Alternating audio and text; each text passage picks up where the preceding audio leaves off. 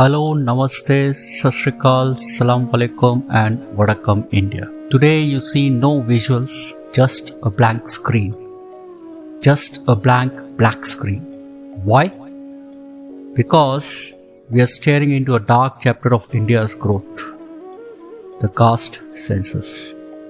This isn't just a policy, it's a shadow over our nation's future and it demands our unflinching focus. Today, I have no visuals to give you. Today, I just want you to focus on the words and the thoughts that I'm going to talk about.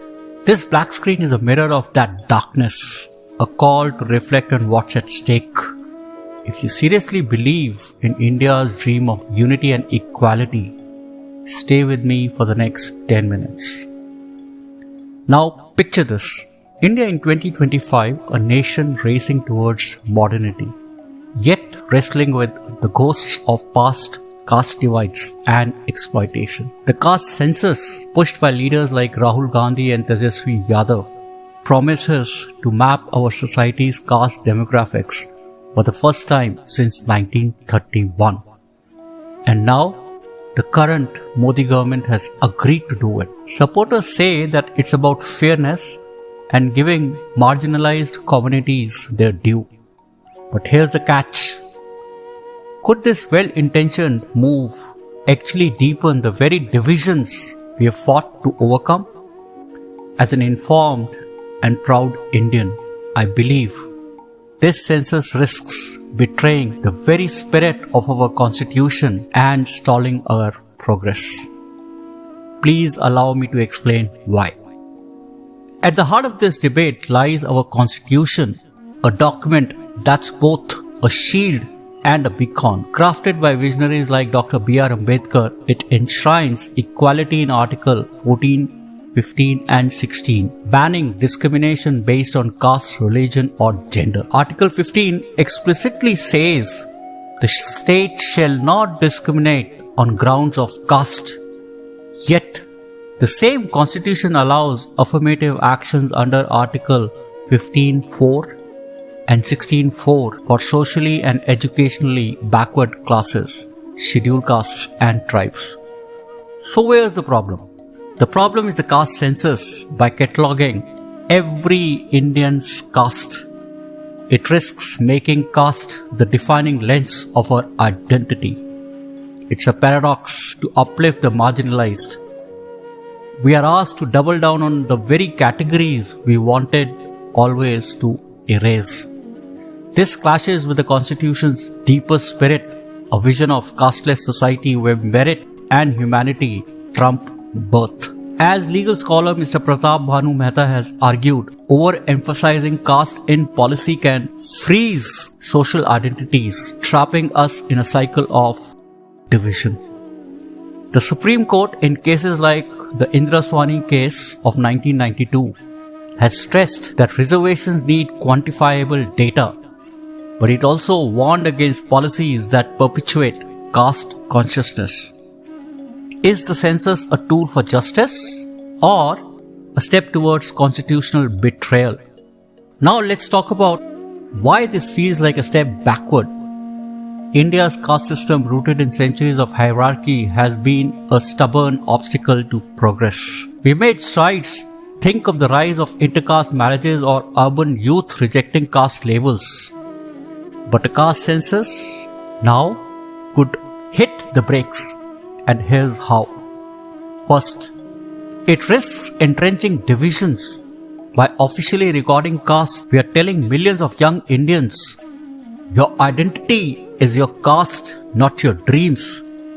This fuels caste-based politics, where parties could exploit data to carve out vote banks, as we've already seen in states like Bihar and Uttar Pradesh.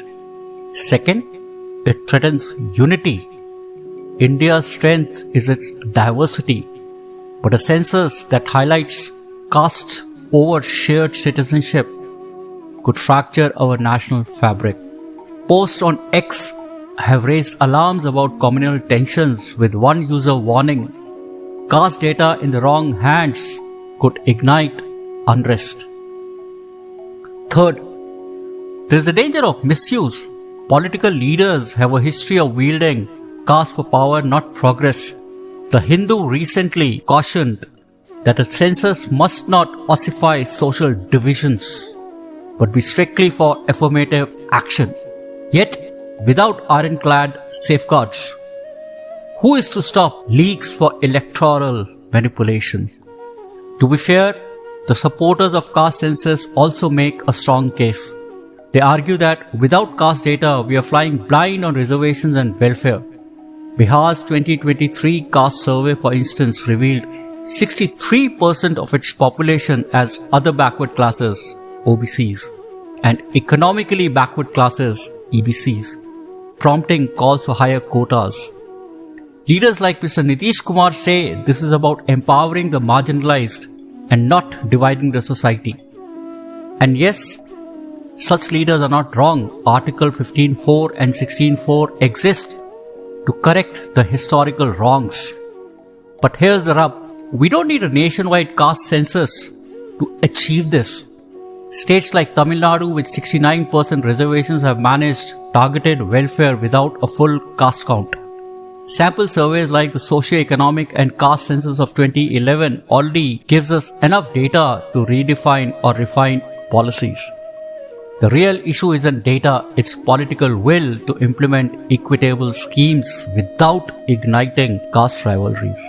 A blanket census risks overcomplicating a problem which we can solve smarter and simpler. Zoom out, and this debate is about India's soul. Are we a nation striving for casteless future as Ambedkar dreamt, or one doomed to relieve past divisions? The intelligentsia, you, the thinkers, students and professionals watching this podcast have a duty to steer this conversation. A conversation where we must look beyond politics and ask, does codifying caste moves us closer to equality or away from it? My take? It's a well-meaning but regressive step that could lock us into a caste-centric mindset, betraying the Constitution's promise of unity and equality. Billion-dollar question now is, what can we do? If you agree this census risks our shared future, raise your voice. Convey your thoughts on social media with hashtag #CasteCensusDebate. Let's trend it. Join or start campus debates to push our data-driven welfare without caste obsession. And if you're legally inclined, explore public interest litigation to challenge this move constitutionally.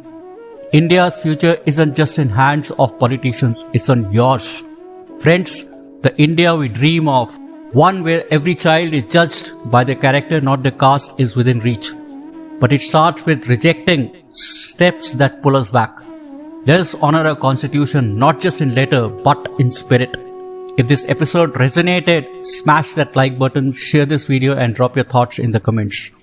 Final questions. Are you with me? Let's spark a movement for a truly united India. Until next time, stay curious, stay engaged, keep questioning until you claim your mind. Jai Hind.